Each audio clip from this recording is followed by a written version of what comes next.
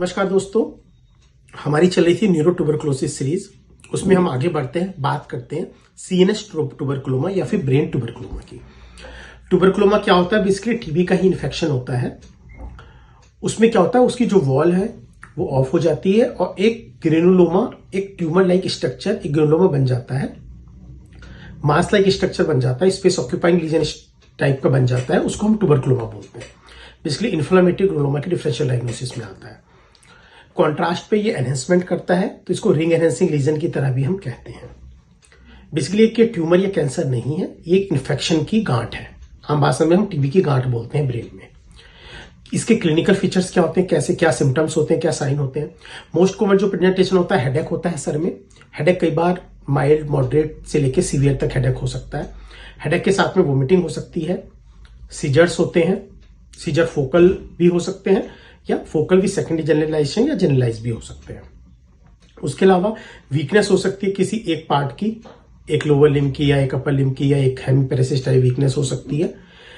इसके अलावा vision loss की भी पॉसिबिलिटी होती है, स्पीच प्रॉब्लम भी हो सकती है, मतलब एक स्ट्रोक लाइक प्रेजेंटेशन भी हो सकता है। इसके अलावा साइंस ऑफ रेज्ड आईसीटी हो सकते हैं, माइल्ड फीवर, वेट लॉस, ये सब भी देखने को मिल सकता है। तो मोस्ट कॉमन प्रेजेंटेशन जो होता है वो सर दर्द का होता है। कैसे हम पता करेंगे कि ट्यूबरकुलोमा है? तो MRI is the investigation of choice. MRI brain with contrast हम करेंगे, उसमें हमें रिंग एनहेंसिंग लीजन मिलेंगे, जिसके आसपास एडिमा मिलेगा, स्वेलिंग मिलेगी और साथ में कई बार कोगुलेशन मिलता है, मतलब कई लीजन आपस में कंबाइंड होकर एक मल्टीपल लीजन्स कंबाइंड होकर सिंगल लीजन बनाते हैं। इरेगुलर वॉल्स थोड़ी सी होती है उसकी। अगर बात करें हम ट्रीटमेंट की, ट्रीटमेंट क्या होगा? ट्रीटमेंट में एंटी ट्यूबरकुलर ट्रीटमेंट होता है, जिसमें कि रिफेम्पिसिन, आइसोनियाजिड, पायराजिनामाइड, स्ट्रेप्टोमाइसिन दिया जाता है।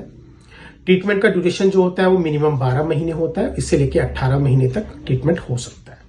साथ में हम स्टेरॉइड देते हैं। स्टेरॉइड में dexamethasone is the choice. Initially आप इंजेक्टेबल दे दो, फिर आप ओरल में शिफ्ट कर सकते हो उसको। बात करें प्रोग्नोसिस की, तो always in case of tuberculosis, चाहे वो लंग्स का है चाहे ब्रेन का है, अर्ली डायग्नोसिस है, अर्ली ट्रीटमेंट अगर आप स्टार्ट कर रहे हैं तो बेटर आउटकम होता है। डिफरेंशियल डायग्नोसिस अगर बात करें कि किससे मिमिक करता है, न्यूरोसिस्टिक सर्कोसिस या ब्रेन में कीड़े की गांठ जो होती है, इसकी कॉमन डिफरेंशियल डायग्नोसिस होती है। तो on the basis of clinical features, brain imaging main features होते हैं, जिसके बेसिस पे हम इन दोनों को डिफरेंशिएट करते हैं। तो early diagnosis of the tuberculosis leads to better result. Thank you. मेरे चैनल को लाइक करिए, वीडियो को शेयर करिए, कमेंट करिए एंड मेरे चैनल को सब्सक्राइब करिए। Thank you. Subscribe to my channel.